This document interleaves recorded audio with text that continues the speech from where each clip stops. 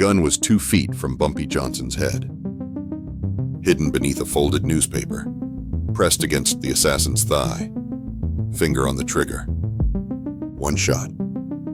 That's all it would take. But the woman sitting across from Bumpy, elegant in her navy dress, laughing at something her husband just said, that woman was the only thing keeping Bumpy Johnson alive.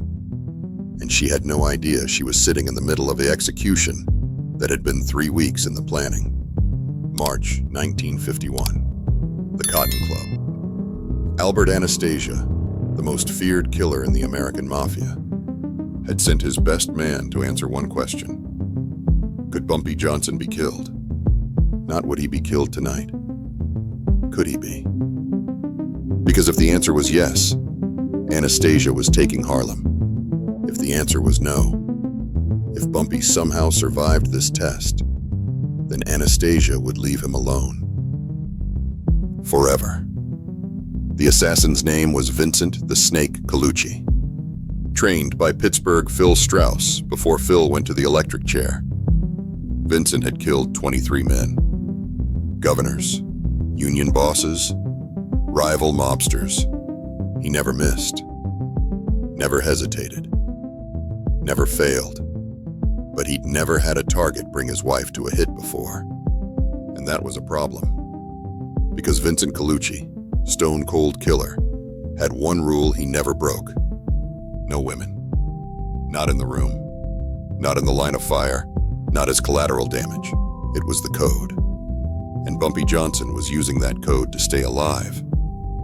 To understand what was happening at the Cotton Club that night, you need to understand who Albert Anastasia was in 1951. He wasn't just another mobster. He was the Lord High Executioner of the Mafia, the man who ran Murder Incorporated, the killing arm of organized crime. When the 5 families needed someone eliminated, they called Anastasia. And Anastasia sent men like Vincent Colucci. Anastasia had been eyeing Harlem for years. The numbers racket was printing money. Millions every month.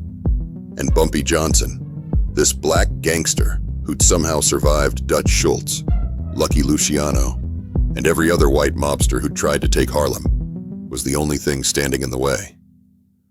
The 5 families had a gentleman's agreement with Bumpy. 10% tribute in exchange for peace. But Anastasia didn't make gentlemen's agreements. He made corpses. In February 1951, Anastasia called a meeting with his top captains. His message was simple. I want to know if Bumpy Johnson can be killed. Not some ambush. Not some coward shooting him in the back.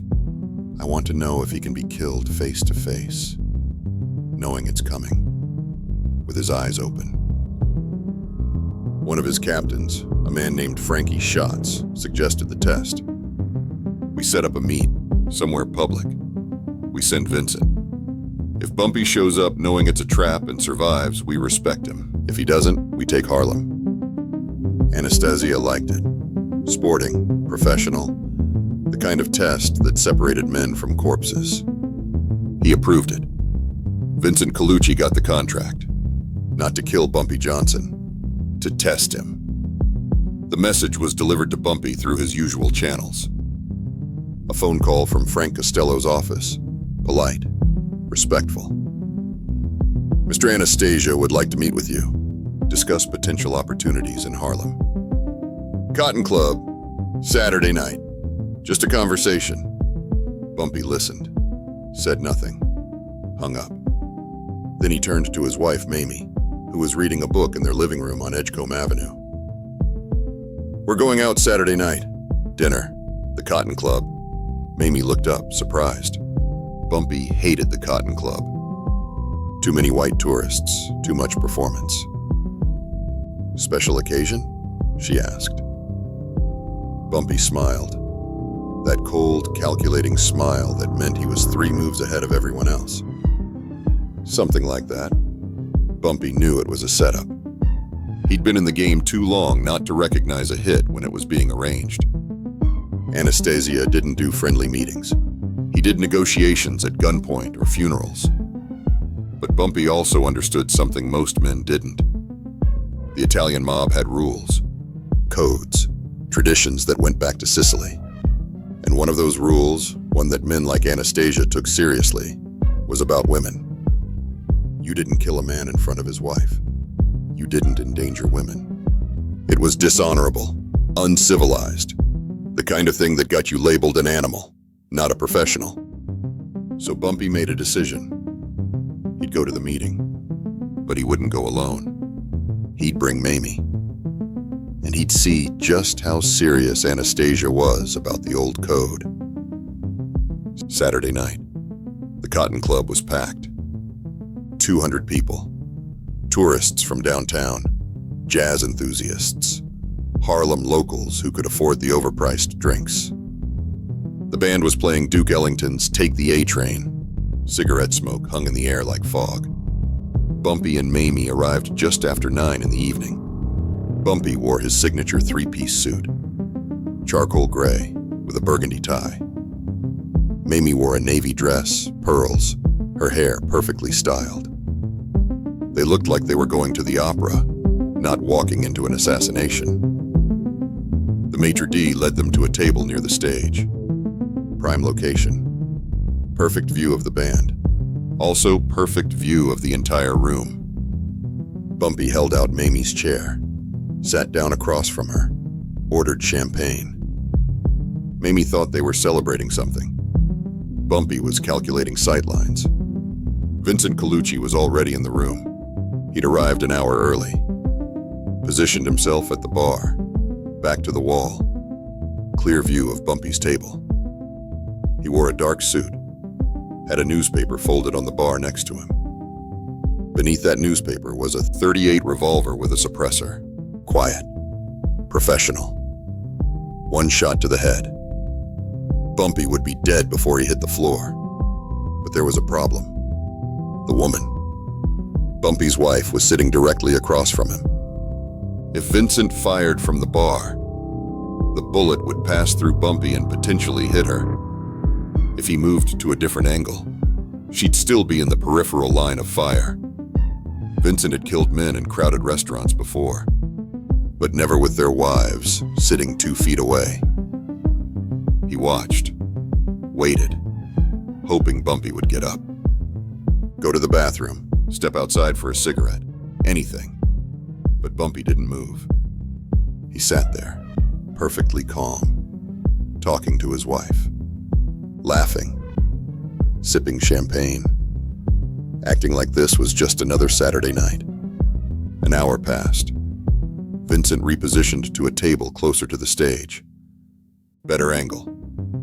He could see Bumpy's profile now, but Mayme was still in the way, leaning forward to hear over the music. Her head kept crossing the line of fire. Vincent's hand moved to the gun beneath his jacket. His finger touched the grip, but he didn't draw. Not yet. Another hour. The band took a break. The room got quieter. This was the moment. Bumpy stood up. Finally. Vincent's hand gripped the gun, ready to pull it. Fire 3 quick shots the moment Bumpy stepped away from the table. But Bumpy didn't step away. He walked around to Mayme's side, offered his hand. "Dance with me." Mayme smiled, surprised. Bumpy rarely danced in public, but she took his hand. They moved to the small dance floor as the band started playing again. A slow number. In the mood, Vincent watched from his table. His jaw tightened. Bumpy was dancing with his back to him. Perfect shot. Except Mayme was pressed against Bumpy's chest, her face visible over his shoulder. If Vincent fired now, she'd see the gun. See the muzzle flash, scream. 'Cause of panic. Ruin the clean exit. And even worse, she might get hit by a ricochet. Vincent had his code. He couldn't break it. Not even for Albert Anastasia. The dance ended. Bumpy and Mayme returned to their table. Ordered dinner. Steak for Bumpy. Salmon for Mayme. They ate slowly, talking between bites. Mayme told a story about her sister. Bumpy listened, nodded, smiled at the right moments. But his eyes never stopped moving. Scanning the room, he'd spotted Vincent an hour ago. Watched him reposition twice, saw the newspaper that wasn't being read. Saw the way Vincent's right hand kept drifting toward his jacket. Bumpy knew exactly what was happening, and he was making Vincent wait. Making him sweat. Making him choose between completing the contract and breaking his code. Because Bumpy understood something most men didn't. The Italian mob's codes weren't just traditions. They were weaknesses. Rules that could be exploited. And Bumpy Johnson was a master at exploiting weakness. Third hour, just after midnight. The crowd was thinning out. Maybe 70 people left. The band was playing their last set. Mayme was tired. "We should go soon," she said, covering a yawn. "Soon," Bumpy agreed. But he didn't move. He ordered dessert. Coffee, dragging it out. Vincent was getting desperate. He'd moved again. Closer now. 3 tables away. His hand was inside his jacket, gripping the gun. He was ready to break the code, ready to take the shot regardless of the woman. His orders were clear.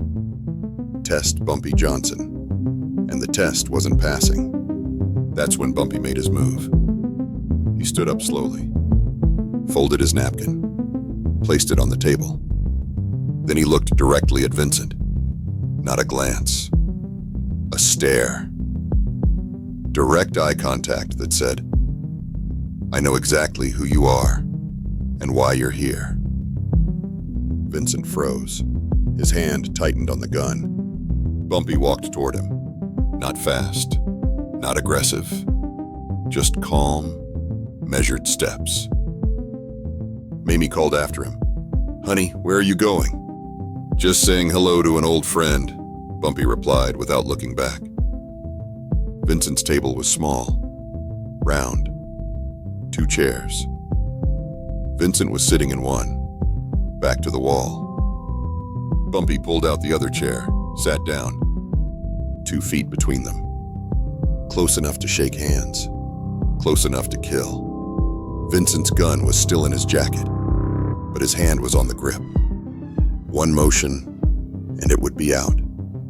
Aimed, fired. Bumpy leaned back in his chair, completely relaxed. He pulled out a cigarette, lit it, took a drag. "You've been watching me all night," Bumpy said quietly. His voice was calm, almost friendly. Vincent didn't respond. "You've had 37 chances in the last 3 hours," Bumpy continued. "I counted. Every angle. Every moment I was vulnerable. 37 times you could have pulled that trigger." Vincent's face went pale.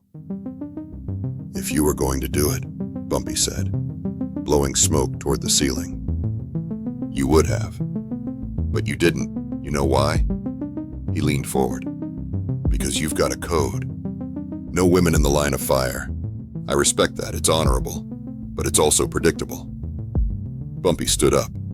Vincent's hand jerked, ready to draw. But Bumpy just buttoned his jacket. "Tell Albert I passed his test. Tell him I knew this was a setup from the moment Costello called.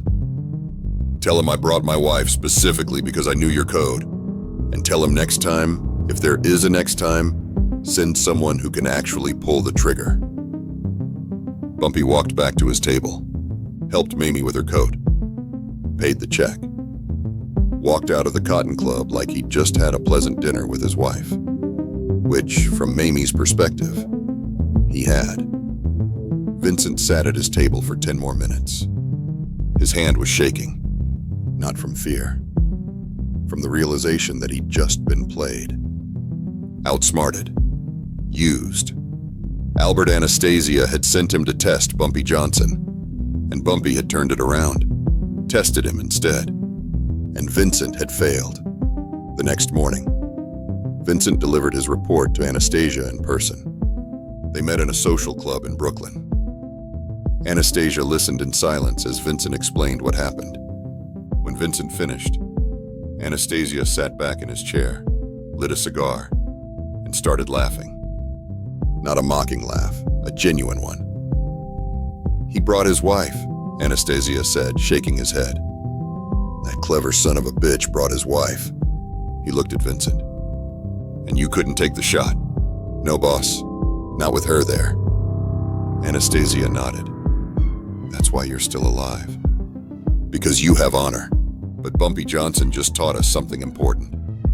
"What's that?" Anastasia took a long drag on his cigar. "He's not just smart.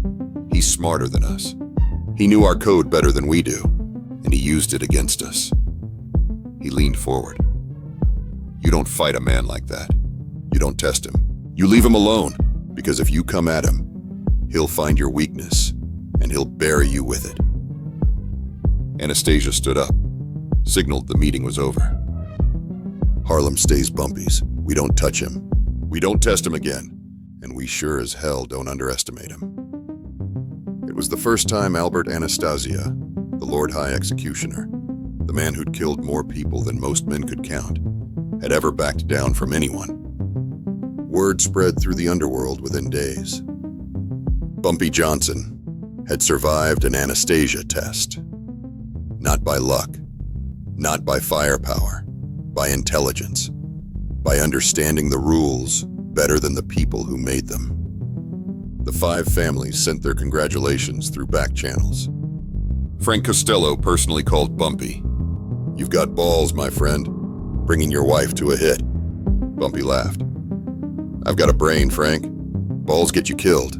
Brains keep you alive." For the rest of his life, Albert Anastasia never moved against Bumpy Johnson. Even when opportunities arose, even when other families pressured him, he'd say the same thing every time. "That man is untouchable, not because we can't kill him, because he'll see us coming and turn our own weapons against us." Anastasia died in 1957, shot to death in a barbershop in Manhattan. Some say it was Vito Genovese who ordered the hit. Others say it was Carlo Gambino. But at Anastasia's funeral, Bumpy Johnson sent flowers. The card read, "To a man who understood honor, rest in peace." Mayme Johnson didn't learn the truth about that night until years later. Bumpy finally told her in 1965, after he'd been released from Alcatraz. They were sitting in their living room. Mayme was reading. Bumpy was watching the news. Suddenly he said, "Remember that night at the Cotton Club? March 1951? Mayme looked up. "You mean when you randomly wanted to dance?" Bumpy smiled. "That wasn't random. There was a man there to kill me. Albert Anastasia's best assassin. But I brought you because I knew he wouldn't shoot with you in the room. You saved my life and you didn't even know it." Mayme stared at him. For a long moment, she didn't speak. Then she said, "You used me as a human shield?" "I used their code against them," Bumpy corrected. "There's a difference." Mayme shook her head, went back to her book, but Bumpy saw the small smile on her face. Because deep down, she understood. In Bumpy's world, survival wasn't about being the toughest. It was about being the smartest. And that night at the Cotton Club, Bumpy Johnson proved he was the smartest man in the room. March 1951. The night Bumpy Johnson turned an assassination into a masterclass in psychological warfare. The night he brought his wife to a hit and walked out alive. The night he proved that knowing your enemy's code is more powerful than any gun. Albert Anastasia sent his best man to test Bumpy Johnson. Bumpy sent him back with a message that echoed through organized crime for decades. You can't kill what you can't catch. And you can't catch a man who's always 3 moves ahead.